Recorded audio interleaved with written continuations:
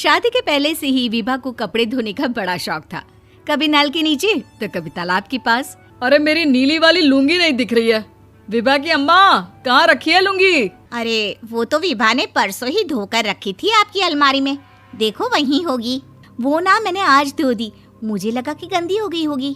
अरे कैसे गंदी हो गई थी? उसे तो मैंने पहना भी नहीं। हे भगवान, इस लड़की के कपड़े धोने की आदत से परेशान हो गया हूँ मैं। जितना तो घर में राशन नहीं आता, उससे कहीं ज्यादा डिटर्जेंट पाउडर का खर्चा है। इसकी शादी करवा दो, शादी। जाए अपने घर में ही करे काम, फिर चाहे घर के कपड़े धोने हो या पूरे गांव के। हाँ ठीक बोल रही हो, देखता हूँ मैं कोई लड़का। वो दिन भी आ जाता है जब विभा को देखने लड़के वाले आ जाते हैं। लड़की मुझे अच्छी लगी। होने वाली सास कहती है, बेटी अगर कुछ पूछना है तो पूछ लो। वैसे तो हमारी लड़की बहुत ही शर्मीली है, जो बोल दो वो मान लेती है, इसे क्या पूछना होगा। अरे कैसी बात कर रही हो माँ, मुझे इन लोगों के घर रहना है, सवाल तो कई है। हाँ हाँ बेटा, पूछ लो ना, क्या पूछना है। आप लोगों के घर कपड़े कौन धोता है? सास का मुंह बन जाता है। देखो, अगर तुम ये कहना चाहती हो कि तुम्हें कपड़े धोने नहीं आते तो सुन लो, कपड़े मैं ही धोती हूँ, लेकिन तुम्हारे आ जाने के बाद मैं रुमाल तक नहीं धोऊंगी। अरे चुप रहना भाग्यवान, बहू बेचारी घर आई नहीं, उसे डराना शुरू कर दिया। वो क्या है ना बिटिया, अभी तक तो ये कल्लू की माँ ही धोती थी, लेकिन अब तुम्हारे पापा तो दहेज में वॉशिंग मशीन देंगे ही। तभी विभा की माँ बोल पड़ती है, सवाल भी पूछा तो क्या। वैसे भाई साहब, मशीन की तो फिर भी कपड़े धोने की कैपेसिटी होती है। मतलब जो बिटिया दे रहे हैं ना विभा, इसे कपड़े धोने का बहुत शौक है। ये आप लोगों के क्या, आस पड़ोस गांव मोहल्ले सबके कपड़े धो दे और उफ तक ना करे। बाहर देखा नहीं आपने कितने कपड़े सूख रहे हैं? सब हमारी बिटिया ने ही तो धोए हैं। बस भी करो ना माँ, शर्म आ रही इतनी तारीफ सुनकर। और तो और एक दाग निकाल कर दिखाओ तो मान जाओ। हाँ अच्छा, माफ करना बेटा, मैंने गलत समझा। हमें तो रिश्ता बहुत पसंद है। और ऐसे जुड़ जाता है रिश्ता कपड़े धोने का शौक रखने वाली विभा का। उसकी शादी हो जाती है कोयला फैक्ट्री में काम करने वाले कल्लू के साथ। शादी के बाद अचानक विभा चिल्लाती हुई सास के पास आती है। सासू माँ, अरे सासू माँ कहाँ है आप?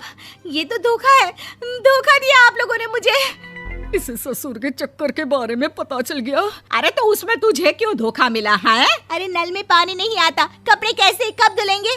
अच्छा, तू पानी नहीं आ रहा उसकी बात कर रही है। तो आपने क्या सोचा? कुछ नहीं। अच्छा, तेरी माँ ने कहा था कि कपड़े धोने का शौक है तुझे, याद आया मुझे। शौक बोलकर कपड़े धोने वाले मेरे जुनून को कम ना आके सासू माँ, कपड़ा धोना मेरा गुरूर है। तभी पति भी वहाँ आ जाता है। अभी मैंने इसे सनी देओल की फिल्म दिखाई है, उसी के डायलॉग मार रही है माँ। अच्छा सुन, साफ साफ बता रही हूँ, पानी सुबह 4 से 6 और शाम को 10 से 12 आता है, समझी? विभा टाइमिंग सुनकर हैरान हो जाती है। ये क्या भूतों का मोहल्ला है? सुबह 4 बजे उठकर कौन कपड़े धोता है? 4 बजे टंकी में पानी जाता है, फिर सारा दिन धोना ना, किसने मना किया? अरे कैसी बात कर रही हैं? 200 लीटर की टंकी में कितने कपड़े धो लूंगी मैं? सुबह ही उठ जाऊंगी मैं। अब क्या था, विभा सुबह 4 से लेकर रात के 12 बजे तक कपड़े ही धोती रहती। एक रोज सास पड़ोस से निकलकर कहीं जा रही होती है कि साथ वाली कहती है, हाँ कल्लू की माँ, जरा ये बताओ कि 2 साड़ी है, 2 ब्लाउज और एक पेटीकोट और एक नाड़े वाला लंबा कच्छा। हाँ तो? अरे तो क्या, कितना लोगी धुलाई ये बताओ। धोबन दिख रहे हैं हम क्या? हमारे पति सरकारी नौकरी से अभी रिटायर हुए हैं और बेटा सुपरवाइजर है कोयला फैक्ट्री में। धोबन समझ रखा है हमें?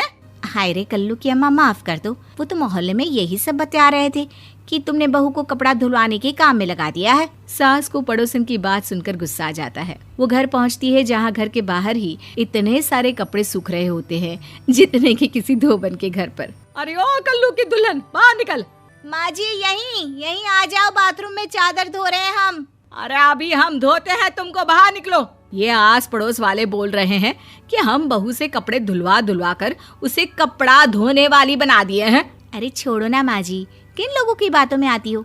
आस पास के लोगों का तो काम ही होता है कि वो किसी तरह सास बहू को लड़ा दे। बहू सारे घर के कपड़े धोती है, ये क्या कम है? बोलिए। सास को भी लग जाता है कि वो बहू का ये सनकीपन नहीं छुड़वा सकती, इससे अच्छा है कि खुद ही चुप हो जाए।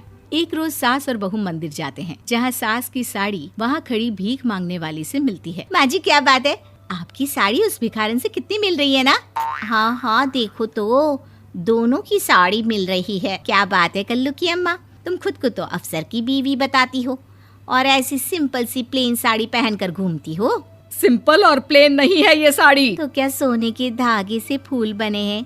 कुछ भी सासू माँ, कुछ भी। हाँ बने थे इस साड़ी में सोने के धागे से फूल। मेरे पति लेकर आए थे मद्रास से स्पेशली मेरे लिए 10,000 की। ताहे भाई साहब इस भिखारन के लिए भी सेम टू सेम साड़ी लेकर आए होंगे 10,000 की। सास उस वक्त तो कुछ नहीं कहती, लेकिन बहू के साथ घर आती है और अलमारी से एल्बम निकाल कर लाती है। ये साड़ी देख रही है, ये वही साड़ी है जिसे मैंने अभी पहना था। इस साड़ी में ये जो चमकदार फूल दिख रहे हैं ना, ये सोने के धागों से काटे गए हैं। लेकिन तू लोकल वॉशिंग मशीन ब्रश से घिस घिस कर सारे फूलों को निकाल कर साड़ी प्लेन कर दी। मुझे माफ कर दीजिए सासू माँ। और तो और, जब मैंने तुझे तेरी गलती के लिए कुछ नहीं कहा, लेकिन तूने तो सबके सामने मेरा मजाक ही बना दिया। क्यों? बहू को समझ में आ जाता है कि अब से उसका कपड़े धोना बंद।